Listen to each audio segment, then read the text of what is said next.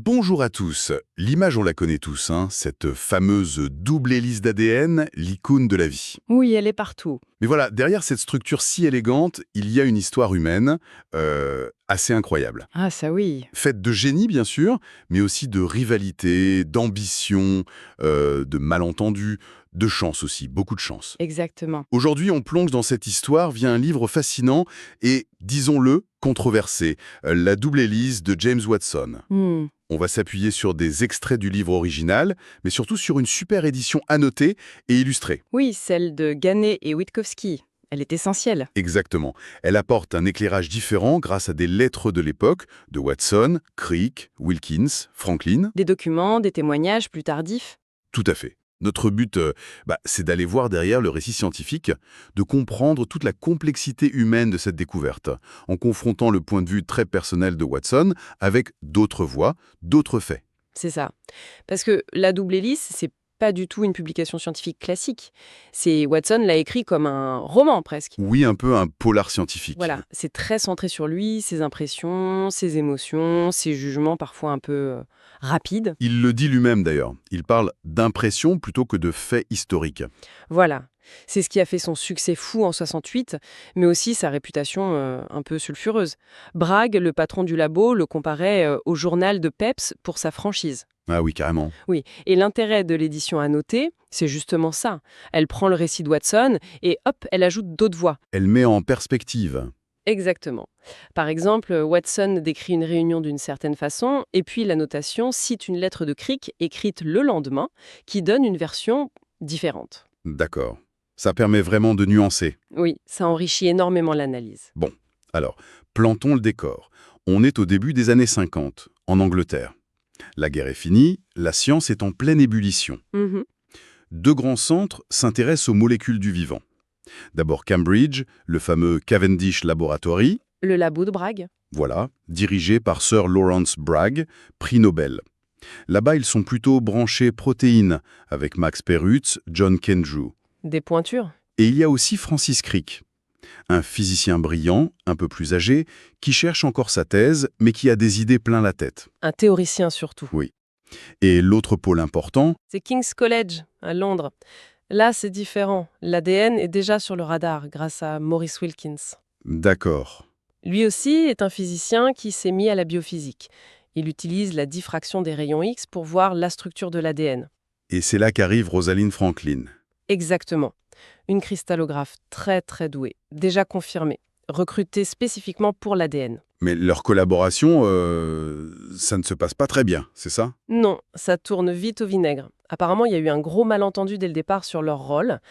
Wilkins la voyait un peu comme une assistante. Alors qu'elle était chercheuse indépendante. Voilà. Et puis, les annotations le soulignent bien, les conditions de travail à King's à l'époque étaient très différentes pour les hommes et les femmes. Ça a dû jouer. Ouais, le contexte de l'époque. Et c'est là-dedans qu'arrive James Watson. Le jeune Américain. Tout jeune, 23 ans, automne 51. Il sort d'un postdoc un peu raté à Copenhague Chez Calcar, oui. et il est obsédé, littéralement, par l'ADN. Il a lu le livre de Schrödinger, Qu'est-ce que la vie? Un livre clé pour beaucoup de biologistes de l'époque. Il est convaincu que l'ADN, c'est la clé de l'hérédité, comme ses mentors Luria et Delbruck après les travaux d'Avray. C'était encore débattu à l'époque quand même. Oui, mais lui, il y croit dur comme fer. Et il a vu une photo de diffraction d'ADN, une photo de Wilkins, à Naples. Ça a été le déclic. Il s'est dit, c'est là qu'il faut aller. Voilà, il faut aller là où on utilise la cristallographie pour voir cette molécule. Et son arrivée à Cambridge, c'est un choc pour lui, mais plutôt un bon choc. Oui, il est fasciné par l'ambiance, par le Cavendish, et presque tout de suite, il tombe sur Francis Crick. La rencontre décisive. Le courant passe immédiatement, intellectuellement. Watson est aux anges. Enfin, quelqu'un qui pense que l'ADN est la grande question, plus importante que les protéines. Et qui aime parler, surtout. Ah oui, leur discussion, leur déjeuner au pub Eagle, ça devient le moteur de tout. C'est ça. Mais l'arrivée, elle est un peu mouvementée administrativement, non? Ah oui, il raconte ça avec pas mal d'humour dans le livre. Il a dû un peu magouiller pour faire transférer sa bourse américaine de Copenhague à Cambridge sans autorisation. Oui, et les annotations le confirment avec des lettres échangées. On voit déjà le Watson un peu malin, très déterminé. Prêt à forcer le destin, quoi. Voilà. Ce qui nous amène aux personnalités en jeu. Crick, donc. Il a 16 ans de plus que Watson. C'est ça. Esprit vif, rapide, théoricien. mais aussi très, très bavard. Parfois un peu trop. Manquant de tact, d'après certains. Oui, les annotations citent Bragg qui se plaignait de son bruit constant au labo. Mais bon, son cerveau tournait à 1000 à l'heure. Et Watson, lui, comment il se voit, comment il se décrit? Jeune, très ambitieux, il veut la découverte majeure et vite. Honest Jim, comme on l'appelait, ironiquement. Voilà, c'est ça. Il est observateur, parfois un peu acide dans ses descriptions. Il est obsédé par l'ADN, mais il avoue ne rien connaître à la cristallo au début. C'est un récit très centré sur lui, mais assez lucide par moments, non? Oui, même sur ses propres faiblesses, c'est ça qui est intéressant. Et à Kings, alors? Wilkins, plus réservé, plus prudent, méticuleux. Oui, et les lettres montrent sa frustration, la lenteur et surtout la relation impossible avec Franklin. Et Rosalind Franklin, Rosie, comme l'appelle Watson dans le livre. Un surnom qu'elle détestait et qu'on n'utilisait jamais devant elle, d'après les témoignages. D'accord. Pour Watson, c'est une femme austère, un peu bas-bleue, obsédée par son travail. C'est un des portraits les plus controversés du livre, clairement. Les annotations aident beaucoup à nuancer ça. En montrant d'autres aspects de sa personnalité. Oui, et surtout en rappelant le contexte difficile pour une femme scientifique à Kings à cette époque. Elle était brillante, rigoureuse, indépendante. Et puis, il y a l'ombre qui plane. Linus Pauling. Ah, Pauling, le grand chimiste américain de Caltech. La star. Il vient de trouver l'hélice alpha des protéines, tout le monde a peur qu'ils se mettent sur l'ADN et trouve la solution avant eux. C'est la course contre Pauling. Une course un peu freinée pour lui d'ailleurs. Les annotations rappellent qu'il n'a pas pu venir à une conférence à Londres en 52. Ah oui, le département d'État américain lui a refusé son passeport. En plein macartisme, ses idées pacifistes étaient suspectes. Ironique, non? Complètement. Bon, revenons à la science. Le cœur du problème, c'est d'avoir de bonnes images de diffraction X. Celle d'Astbury était pionnière, mais floue. Oui, celle de Kings était bien meilleure, et Franklin, elle, obtient des clichés superbes. Et surtout, elle fait une distinction cruciale. La forme A et la forme B de l'ADN. Exactement. A, plus sèche, cristalline, B, très hydratée. Et contrairement à ce que Watson laisse un peu entendre, Oui? Franklin et son étudiant Gosling comprennent très vite que la forme B est sans doute plus pertinente biologiquement, et peut-être plus simple à interpréter comme une hélice. Les annotations insistent là-dessus. D'accord.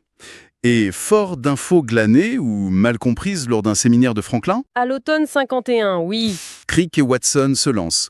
Premier modèle. un modèle un peu hasardeux. 3 chaînes avec les phosphates au milieu. Et là, c'est la douche froide. Ah oui.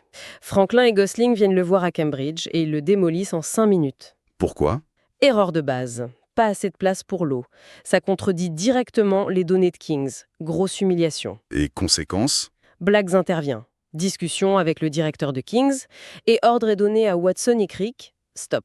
On arrête avec l'ADN. C'est le domaine réservé de Kings. Voilà, la trêve. Une trêve respectée. Les annotations semblent dire que Crick, Oui, une lettre de Crick minimise un peu l'interdiction. Il dit en gros qu'ils n'ont jamais vraiment cessé d'y penser. d'accord. Mais officiellement, Crick retourne à sa thèse. Sur l'hémoglobine, oui. Et Watson, il se met sur le virus de la mosaïque du tabac, le VMT. Il trouve une structure hélicoïdale, là aussi d'ailleurs. Oui, de bons résultats.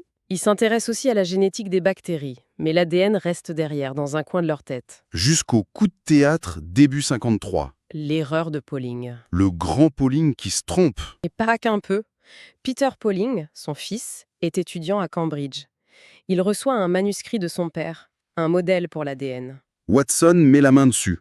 Oui, il regarde ça avec Crick et ils n'en reviennent pas. Qu'est-ce qui cloche? 3 chaînes encore. Mais surtout, les phosphates au centre ne sont pas ionisés. Ah oui, l'ADN est un acide, c'est impossible chimiquement. C'est une erreur énorme pour un chimiste de son calibre. Le rythme s'accélère là. On sent l'excitation dans le récit de Watson. Hein. Ah oui, complètement. C'est un double choc. 1. Même Pauling peut se planter. 2. Il va corriger ça très vite. Le temps presse. Et pile à ce moment-là, fin janvier 53. Watson va à Kings voir Wilkins. Et Wilkins lui montre. La fameuse photo 51.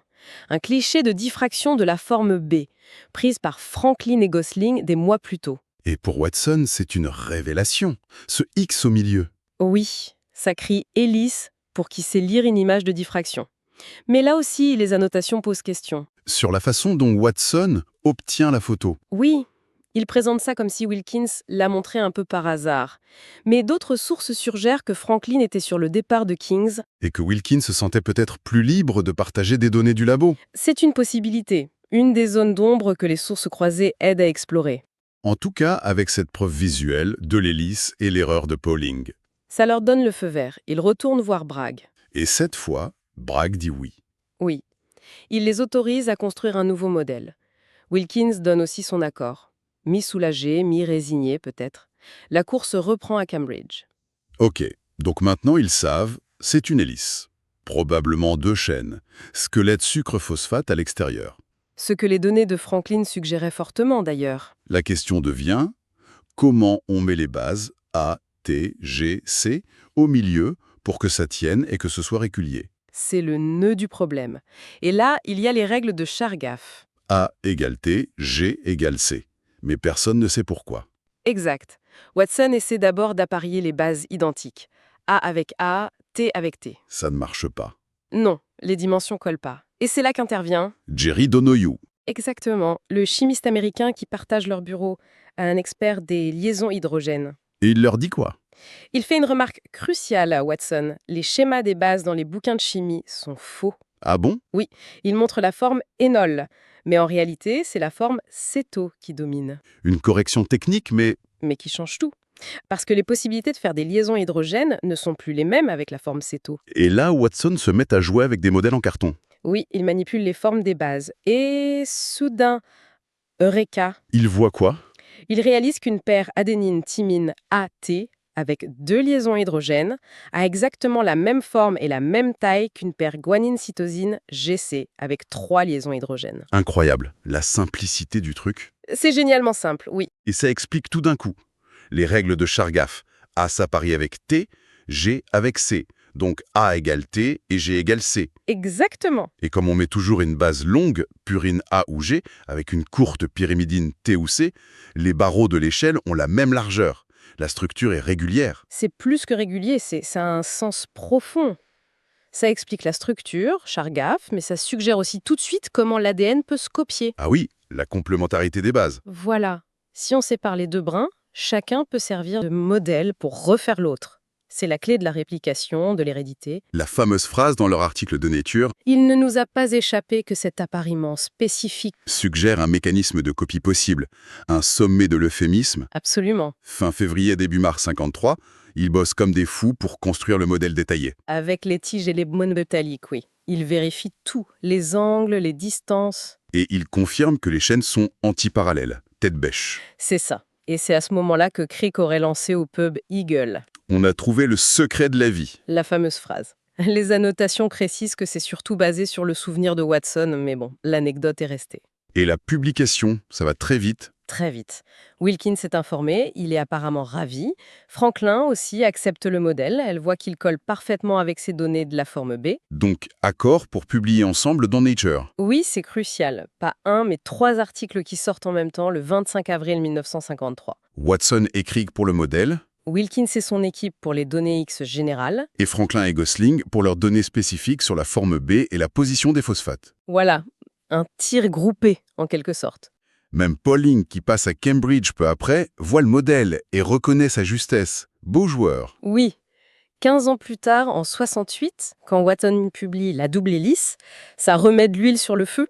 Crick et Wilkins n'étaient pas contents. Non, ils ont protesté contre certains aspects du récit, la façon dont ils étaient dépeints. Et Watson ajoutait un épilogue important, non? Sur Franklin. Oui, absolument, il nuance beaucoup son portrait initial de Rosalind Franklin. Il reconnaît sa contribution essentielle et regrette sa première description. Les annotations aident à comprendre ce contexte. Elles citent des lettres de Crick à Watson, par exemple. L'héritage scientifique, lui, est indiscutable. C'est le début de la biologie moléculaire moderne. Complètement. Le Nobel en 62 pour Watson, Crick et Wilkins. Et Rosalind Franklin? Sa contribution est reconnue aujourd'hui comme absolument cruciale. Mais elle est morte en 58, d'un cancer à 37 ans seulement. Avant le Nobel, qui n'est pas posthume. Voilà. Mais son travail expérimental, la qualité des clichés X, la distinction A-I-B, ses conclusions sur les phosphates à l'extérieur a été déterminant.